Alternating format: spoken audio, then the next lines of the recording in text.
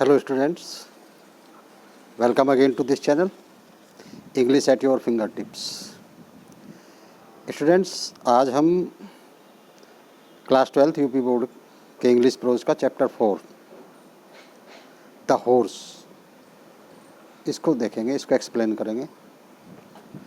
The horse means घोड़ा. Writer है रविन्द्रनाथ टैगोर. रविन्द्रनाथ टैगोर भारत के जाने माने विद्वानों में से एक हैं और इनको the most distinguished man of letter कहा जाता है. 1861 में कोलकाता में इनका जन्म हुआ था. Rabindranath Tagore was a great Indian poet, dramatist, novelist, educationist and sage of Bengal. Poet भी थे, ड्रामाटिस्ट भी थे, नॉवलिस्ट भी थे, एजुकेशनिस्ट भी थे और बंगाल के संत थे. He is a world famous figure. He was not only famous in India but also world wide. 1913 में in 1930 he was awarded Nobel prize for literature. Literature के लिए 1913 में रविन्द्रनाथ टैगोर को नोबेल प्राइज़ दिया गया था, नोबेल पुरस्कार दिया गया था. और ये नोबेल पुरस्कार उनकी जो एक कविता संग्रह पोएम कलेक्शन ऑफ पोएम था गीतांजलि, उसके लिए दिया गया था. स्टूडेंट्स, रविन्द्रनाथ टैगोर ने बंगाली में भी लिखा है, इंग्लिश में लिखा है.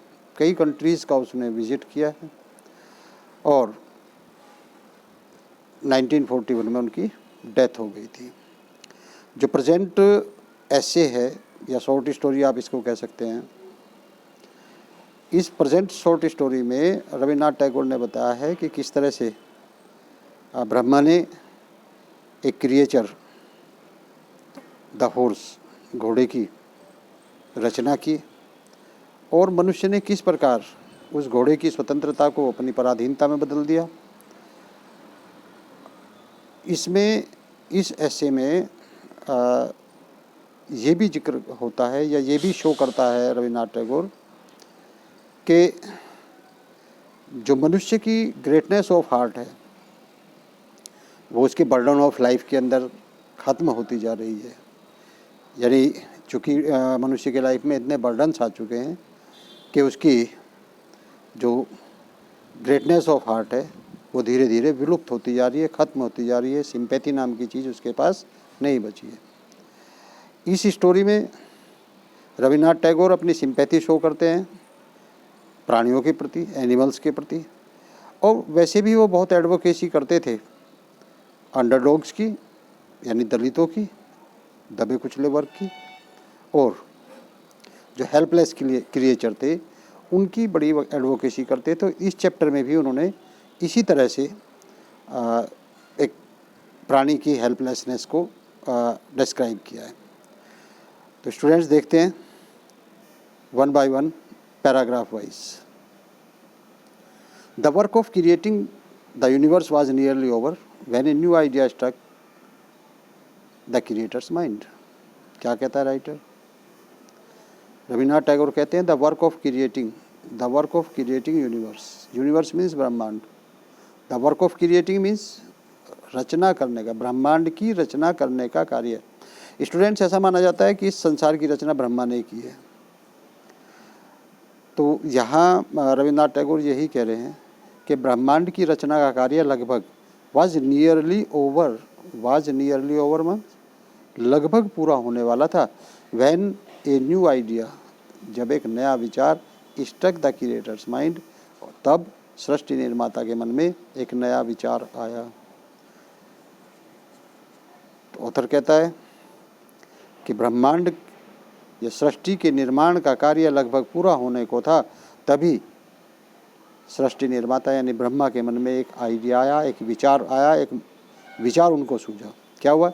ही सम्मन मीन्स बुलाया, एन असिस्टेंट मीन्स एक सहायक को. उसने एक सहायक को बुलाया एंड सेड, और कहा ब्रिंग मी सम मोर मटेरियल, कि मेरे पास मटेरियल मीन्स पदार्थ, ब्रिंग मी, लाओ, मी मुझे, सम मोर मटेरियल्स, कुछ और पदार्थ मुझे ला करके दो।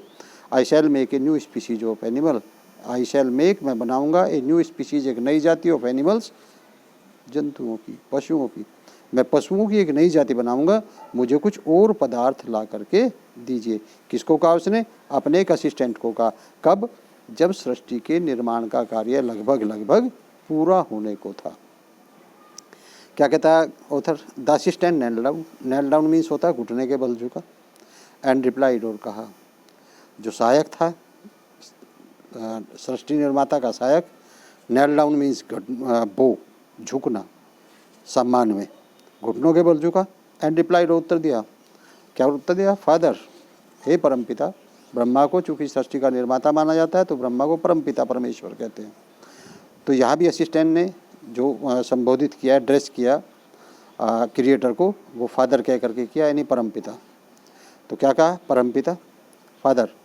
वहन, वहन माने जब, अंडर द क्रिएटिव झील, अंडर द क्रिएटिव झील माने सृष्टि निर्माण की, झील मीन्स होता है उत्सुकता में, कि सृष्टि निर्माण की उत्सुकता में, यू मेड एलिफेंट, जब आपने क्या बनाए? एलिफेंट बनाए, वेल्स और व्हेल बनाए, लायंस और शेर बनाए, पाइथन्स और अजगर बनाए। क्या कहा उसने? कि परमपिता परमेश्वर जब सृष्टि निर्माण के उत्साह में आपने हाथी बनाए, व्हेल्स बनाए, लायंस बनाए और पाइथन्स, अजगर बनाए, यानी बड़े बड़े जब विशाल प्राणी बनाए, you बेयरली thought of, you बेयरली means मुश्किल से, थॉट ऑफ मीन्स सोचा, द क्वांटिटी मीन्स मात्रा, ऑफ सब्सटेंस माने पदार्थों की, दे कॉस्ट जो उनमें लगी, कि जब अपने आपने सृष्टि निर्माण के उत्साह में हाथी, व्हेल, शेर और अजगर जैसे विशाल प्राणी बनाए, आपने उनमें लगने वाले पदार्थ की मात्रा के बारे में मुश्किल से ही ध्यान दिया। तो इसलिए क्या हुआ? मैक्सिमम मटेरियल कंज्यूम हो गया। क्या बचा है? लिटिल इज लेफ्ट, केवल थोड़ा सा मटेरियल बचा है। कौन सा? हैवियर एंड हार्डर, यानी हैवियर और हार्डर स्टफ, स्टफ मीन्स पदार्थ, हैवियर मीन्स भारी, हार्डर मीन्स कठोर, कि भारी और कठोर पदार्थ केवल थोड़ा सा बचा है। क्योंकि जब आपने एलिफेंट, वेल्स, लायंस और पाइथन बनाए तो आपने उसमें काफ़ी मात्रा में पदार्थ लगा दिया। लेकिन क्या कहता है? बट ऑफ द लाइटर, लेकिन हल्का पदार्थ, there is still enough in the store, लेकिन हल्का पदार्थ अब भी स्टोर में पर्याप्त मात्रा में है। तो जब आपने एलिफेंट, वेल्स, लायन और पाइथन जैसे विशाल प्राणी बनाए, ह्यूज एनिमल्स बनाए, तब आपने नहीं देखा कि हार्डर और हैवियर स्टफ़ कितना लगा है, आपने ध्यान ही नहीं दिया उस पर। तो हार्डर और हैवियर जो स्टफ़ है वो थोड़ा बहुत बचा है, लेकिन जो हल्का पदार्थ है वो स्टोर में, भंडार में पर्याप्त है। क्या कहता है? The creator reflected eight moment, the creator means Brahma ने, रिफ्लेक्टेड मीन्स सोचा, फॉर ए मोमेंट, एक क्षण के लिए, एक पल के लिए ब्रह्मा ने सोचा, और क्या कहा? वेल, ठीक है, bring me what ever you have, आपके पास जो भी कुछ है। ब्रह्मा ने एक पल के लिए सोचा और फिर अपने असिस्टेंट को कहा कि आपके पास जो भी कुछ है वही मेरे पास ले आओ, ब्रिंग मी, ले आओ मेरे पास, व्हाट एवर यू हैव, जो भी कुछ तुम्हारे पास है मेरे लिए वही आप ले आइए, जो भी कुछ तुम्हारे पास है वो ले आइए मेरे लिए। क्योंकि जो कि मन में आ चुका था ब्रह्मा के, एक नया प्राणी बनाना है, एक नई जाति बनानी है, तो इसलिए असिस्टेंट से कहा कि जो भी कुछ है आप ले आइए। क्या हुआ?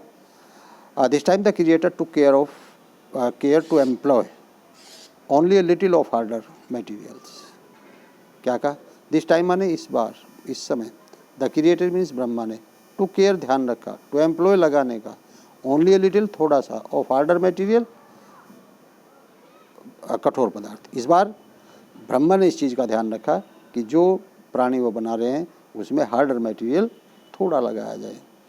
टू न्यू एनिमल, उस नए प्राणी को, ही मेड, जो उन्होंने बनाया, ही गेव नाइदर हॉर्न्स, ना तो उन्होंने सींग दिए, जो नया प्राणी उन्होंने बनाया, जो नया पशु उन्होंने बनाया, ना तो उसको सींग दिए, नोर क्लाज, क्लाज मीन्स पंजे, और ना ही उसको पंजे दिए। अब जो नया प्राणी उन्होंने बनाया है उसको, चूँकि क्या करना था, हार्डर है ही नहीं सब्सटेंस, तो हार्डर सब्सटेंस कम है तो इसलिए उन्होंने ध्यान रखा, लाइटर सफिशिएंट था, तो हार्डर सब्सटेंस कम लगाने के चक्कर में, हार्डर मटेरियल कम लगाने के चक्कर में उन्होंने ना तो इसको सींग दिए और ना ही इसको पंजे दिए। क्या दिए? ही गेव इट टीथ, उन्होंने इसे दांत तो दिए, दैट कुड चीव, कि ये चबा सके, बट नॉट बाइट, लेकिन इतनी भी दांत नहीं दिए कि ये काट सके। यानी जो नया प्राणी ब्रह्मा ने बनाया उसको दांत तो दिए, सींग और क्लाज तो दिए ही नहीं, सींग और पंजे तो दिए ही नहीं, उसको दांत दिए, लेकिन दांत सिर्फ इतने दिए कि वो चबा सके, काट ना सके।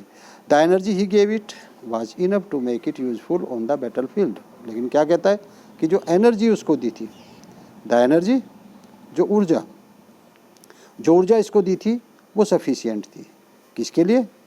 टू मेक इट यूजफुल, इसे यूजफुल बनाने के लिए। The energy he gave it, जो ऊर्जा इसको दी थी, वाज इनफ, वो पर्याप्त थी, टू मेक इट यूजफुल, इसे उपयोगी बनाने के लिए, ऑन द बैटल फील्ड, युद्ध के क्षेत्र में। जो ऊर्जा ब्रह्मा ने इस नए प्राणी को दी वो इसे युद्ध के क्षेत्र में, युद्ध मैदान में उपयोगी बनाने के लिए काफ़ी मात्रा में दी। But he gave it no taste of its own battles, लेकिन इसने कोई टेस्ट इसको नहीं दिया, अपना कोई टेस्ट इसका बैटल्स के, यानी ये खुद युद्ध में इसकी कोई रुचि नहीं थी। युद्ध के लिए उपयोगी था लेकिन युद्ध में इसकी अपनी कोई रुचि नहीं थी। और ऑथर कहता है the animal came to be known as horse, और ये प्राणी कौन था? केम टू बी नोन, किसके रूप में फेमस हुआ? हॉर्स के रूप में। This animal came to be known as the horse, इस प्राणी को घोड़े के नाम से जाना जाता है। ये प्राणी कौन है?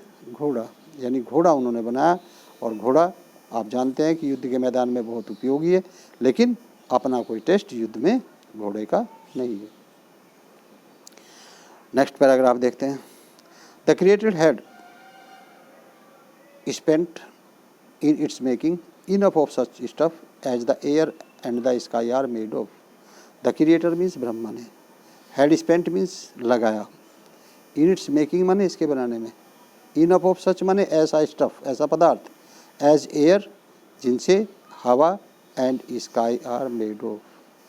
ब्रह्मा ने इस प्राणी के निर्माण में उन पदार्थों को काफ़ी मात्रा में लगाया जिनसे हवा और आकाश बने हुए हैं।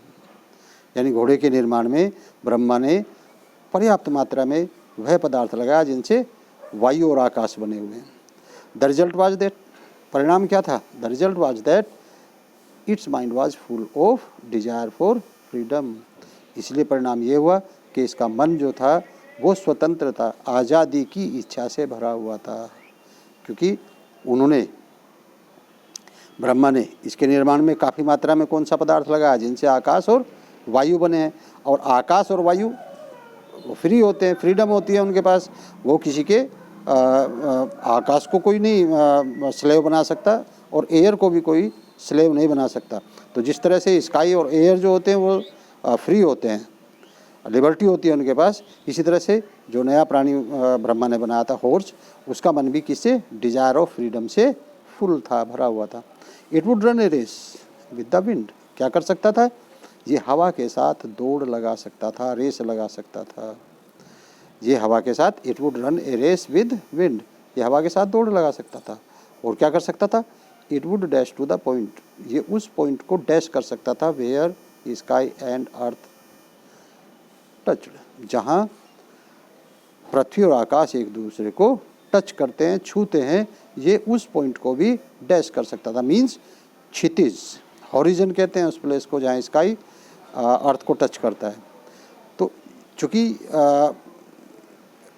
ये उन पदार्थों से बना था जिनसे आकाश और वायु बने, इसलिए ये वायु के साथ, हवा के साथ, पवन के साथ रेस लगा सकता था। और इतनी तेज़ दौड़ता था कि ये उस बिंदु को भी छू सकता था जहाँ पृथ्वी और आकाश एक दूसरे को टच करते हैं, अर्थात ये हॉरिजन यानी क्षितिज को भी छू सकता था। अदर एनिमल्स, जो दूसरे प्राणी हैं, other animals run with a purpose, क्या? कि जो दूसरे प्राणी हैं वो किससे दौड़ते हैं? वो केवल पर्पज से दौड़ते हैं, यानी उद्देश्य से, किसी उद्देश्य के लिए दौड़ते हैं। दूसरे प्राणी किसी उद्देश्य के लिए दौड़ते हैं। Other animals run with a purpose but the horse race about no apparent reason. लेकिन जो घोड़ा था, दूसरे प्राणी जो होते हैं वो भी दौड़ते हैं, लेकिन वो किसके लिए दौड़ते हैं? वो किसी पर्पज से दौड़ते हैं, बिना किसी उद्देश्य के नहीं दौड़ते। लेकिन but the horse race about no apparent reason, लेकिन जो हॉर्स था, अपैरेंट मीन्स होता है क्लियर, स्पष्ट, रीजन माने कारण, लेकिन घोड़ा बिना किसी स्पष्ट कारण के ही दौड़ता रहता था, क्योंकि उसको दौड़ लगाना पसंद था। और क्यों? As though it were eager to fly away from its own self. ये इस तरह से दौड़ता था। एज दो मीन्स मानो कि, इट वर यह हो, ईगर मीन्स उत्सुक, ईगर मीन्स उत्सुक, टू फ्लाई माने उड़ जाना, अवे दूर फ्रॉम इट्स आउन, ऐसा मन लगता था कि जैसे यह अपने आप से ही दूर उड़कर भाग जाना चाहता हो, इसलिए उसको दौड़ना पसंद था। बिना किसी कारण के भी घोड़ा दौड़ लगाता रहता था। स्टूडेंट्स, एज दो मीन्स मानो कि होता है, और इसके बाद जो भी सब्जेक्ट आता है उसके साथ वर का प्रयोग किया जाता है, चाहे सब्जेक्ट सिंगुलर हो चाहे सब्जेक्ट प्लूरल हो। जैसे यहाँ सब्जेक्ट क्या, it, it were eager to fly away from its own self, मानो कि यह अपने आप से ही दूर उड़ जाने के लिए उत्सुक हो। तो घोड़ा जो था वो बिना किसी कारण के दौड़ लगाता रहता था, ऐसा लगता था कि वो स्वयं से दूर उड़ जाने के लिए उत्सुक हो। इट डिड नॉट फाइट, देखिए इट डिड नॉट फाइट, क्योंकि टेस्ट ही नहीं था इसका कोई, ये नहीं लड़ सकता था। It did not pounce, it did not pounce on a prey, चूँकि बिल्कुल शाकाहारी था, इसलिए it did not pounce on a prey, इसलिए किसी शिकार पर नहीं झपटता था। But loved only run, loved only to run and to run, केवल दौड़ना और दौड़ना इसको पसंद था। It did not fight, ये लड़ नहीं सकता था, चूँकि इस लड़ाई में इसका कोई टेस्ट नहीं था, पहले आ चुका है। It did not pounce on a prey, चूँकि ये बिल्कुल पूर्ण रूप से शाकाहारी था, इसलिए किसी शिकार पर झपट्टा नहीं मारता था। Pounce मीन्स झपटा मारना, on a prey शिकार पर, शिकार पर झपटा मारना, शिकार पर भी झपटा नहीं मारता। But loved only to run and to run, बस केवल क्या करता था, दौड़ना और दौड़ना ही इसको पसंद था। Wise man say that such a thing happens when you have too much of the wind and sky stuff in you. क्या कहता है? वाइज मैन माने बुद्धिमान व्यक्ति, से माने कहते हैं दैट सच ए थिंग, कि ऐसी घटना हैपन्स, कब घटती है? When you have too much, जब आपके पास पर्याप्त मात्रा में, बहुत अधिक मात्रा में हो। क्या? द विंड माने हवा, एंड स्काई माने आकाश, स्टफ इन यू पदार्थ। ऐसा केवल तभी होता है, बुद्धिमान व्यक्ति कहते हैं कि ऐसा केवल तभी होता है जब आपके अंदर वायु और आकाश जैसे पदार्थ अधिक मात्रा में हो। क्योंकि घोड़ा केवल क्या करता था, केवल दौड़ना और दौड़ना ही पसंद था उसको। तो बुद्धिमान व्यक्ति कहते हैं कि ऐसा केवल तभी हो सकता है जब आप ऐसे पदार्थों से, बहुत अधिक मात्रा में ऐसे पदार्थों से बने हो जिनसे आकाश और पवन यानी आकाश और वायु बनी हुई है। और वैसे भी पहले बताया था कि क्रिएटर ने, चूंकि उसके पास हार्डर स्टफ नहीं था, लाइटर स्टफ था, इसलिए हार्डर स्टफ कम होने के कारण उन्होंने जो घोड़े के निर्माण में लगाया वो हार्डर स्टफ कम था, लाइटर स्टफ सफिशिएंट था, इसलिए उसने उसके निर्माण में आकाश और वायु जिन पदार्थों से मिलकर के बनी है उन पदार्थों को ज़्यादा लगाया। इसलिए घोड़े को क्या था, केवल दौड़ना और दौड़ना ही पसंद था। देखिए next, the creator was dilated, जो ब्रह्मा था वो क्या था, डिलाइटेड, प्रसन्न था। विद हिज ओन वर्क, अपने कार्य से, जो कुछ भी उन्होंने निर्माण किया था, जो जाति उन्होंने बनाई थी, जो प्राणी उन्होंने बनाया था, उसके निर्माण से ब्रह्मा बहुत प्रसन्न थे, डिलाइटेड, बहुत खुश थे। To some animals he gave forest to live in, देखिए टू सम एनिमल्स, कुछ प्राणियों को, gave forest to live in, कुछ प्राणियों को उन्होंने रहने के लिए क्या दिए, जंगल दिए। देखिए मैंने स्टूडेंट्स पहले भी कई बार बताया कि जब पर्सनल प्रोनाउन कैपिटल लेटर में आता है सेंटेंस के बीच में, तो आप समझिए कि वो किसके लिए, गॉड के लिए। अब यहाँ भी देखिए ही का कैपिटल है, ही का इज कैपिटल है, it means he is use for the God and creator is Brahma, Brahma को क्रिएटर माना जाता है, उन्हें ईश्वर माना जाता है, भगवान माना जाता है, इसलिए यहाँ ही का कैपिटल बना है फर्स्ट एच। तो कुछ प्राणियों को उन्होंने रहने के लिए वन दिए, to some he gave dens, और कुछ प्राणियों को रहने के लिए उन्होंने गुफाएं दी, डेंस दी।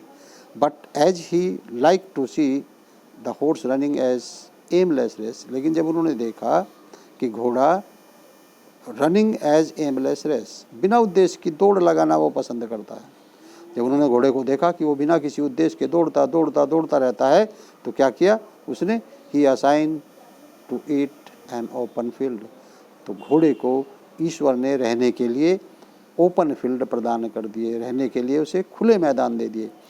तो ब्रह्मा ने अपने कार्य से खुश था, ब्रह्मा ने कुछ प्राणियों को रहने के लिए फॉरेस्ट दिए, कुछ को उन्होंने डेंस दिए, यानी मांद दी। जैसे शेर कहाँ रहता है? अपनी गुफा में रहता है, अपनी मांद में रहता है। बहुत सारे प्राणी फॉरेस्ट में रहते हैं। लेकिन जब वो देखा उन्होंने कि हॉर्स एमलेस, बिना उद्देश्य की दौड़ता रहता है, तो उन्होंने क्या किया? उसको रहने के लिए उन्होंने ओपन फील्ड दिए। नेक्स्ट देखते हैं। This time the creator took care to employ only a little of order. Sorry students, ये तो हो चुका। क्या हुआ? Beyond that field. अब देखिए क्या दिया था? रहने के लिए घोड़े को ओपन फील्ड दिए थे। तो आगे क्या कहता है ऑथर?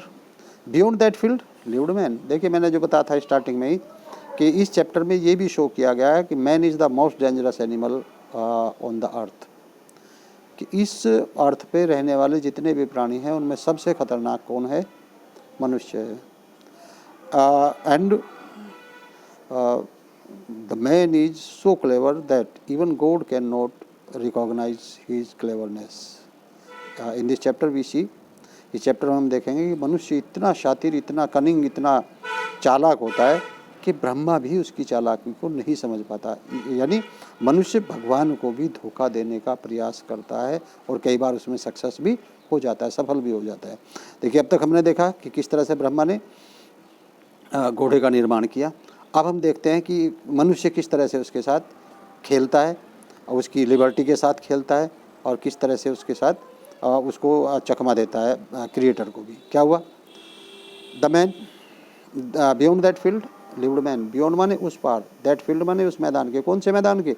जो ब्रह्मा ने घोड़े को रहने के लिए दिया। लिव्ड मैन आदमी रहता था, मैदान के उस पार आदमी रहता था।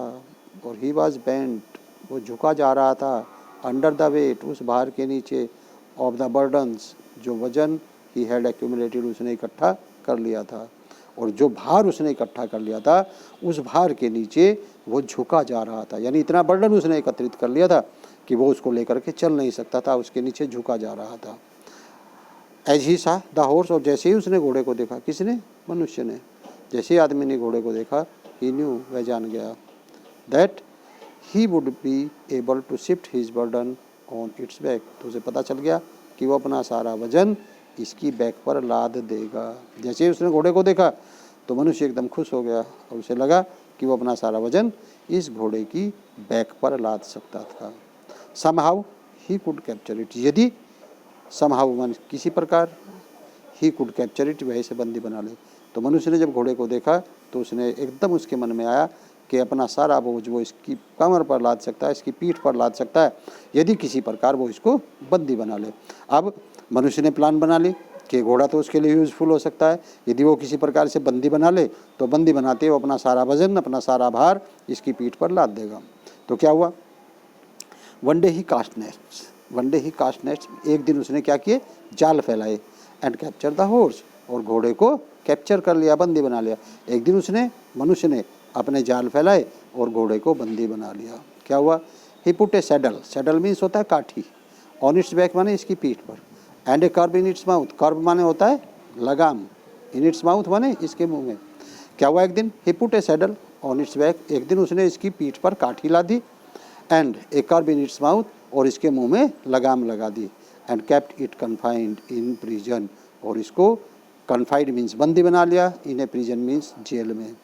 एक दिन मनुष्य ने अपने जाल फैलाए, घोड़े को कैप्चर कर लिया, उसकी पीठ पर एक काठी ला दी, उसके मुंह में, कर्ब मीन्स लगाम, उसके मुंह में लगाम लगाई, and kept it confined in a prison, और इसे एक जेल में बंदी बना लिया। अब देखिए क्या कहता है? The tiger remain in its forest, tiger अपने फॉरेस्ट रूपी होम में रहा, and the lion its den, और जो शेर था वो अपनी गुफा में रहा। बट द हॉर्स, लेकिन जो हॉर्स था, लॉस्ट इट्स होम, लेकिन जो घोड़े का घर था वो छूट गया। क्या था घोड़े का घर स्टूडेंट्स?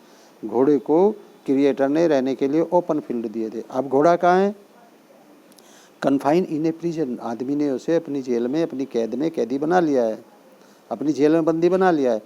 तो घोड़े का घर छूट गया, जबकि जो टाइगर था वो फॉरेस्ट में रहा और जो लायन था वो अपनी डेंस में रहा, लेकिन जो घोड़े का घर था द ओपन फील्ड वो छूट गया। क्या हुआ? In spite of its deep love for freedom, in spite माने के बावजूद, ऑफ डीप लव माने गहरा प्रेम, फॉर फ्रीडम माने आज़ादी, आज़ादी के प्रति इसके डीप लव के बाद, गहरे प्रेम के बाद, it could not escape bondage, ये एस्केप नहीं हो सका, बच नहीं पाया, किससे? बॉन्डेज, बंधनों से। आज़ादी के प्रति गहरा प्यार होने के बावजूद भी घोड़ा बंधनों से मुक्त नहीं रह पाया, बंधनों से नहीं बच पाया। मनुष्य ने उसको क्या कर लिया? बंदी बना लिया, तो बंधनों से नहीं बच पाया। नेक्स्ट पैराग्राफ देखते हैं। अब बंदी बन गया घोड़ा, किसका? मनुष्य का। क्या पसंद था उसको? केवल दौड़ना, दौड़ना। अब वहाँ जेल में तो दौड़ा नहीं जा सकता, क्योंकि जो दौड़ने के लिए ओपन फील्ड चाहिए वो उसके लॉस्ट हो गए। तो क्या हुआ? When life became unbearable it kicked widely at its prison walls. When life become unbearable, when life माने जो जीवन, बिकेम बन गया, अनबियरेबल मीन्स असहनीय। जब जीवन असहनीय हो गया, क्योंकि जिसको ओपन फील्ड पसंद है उसको जेल में रहना पड़ रहा है, तो उसके लिए जीवन क्या हुआ? असहनीय हो गया।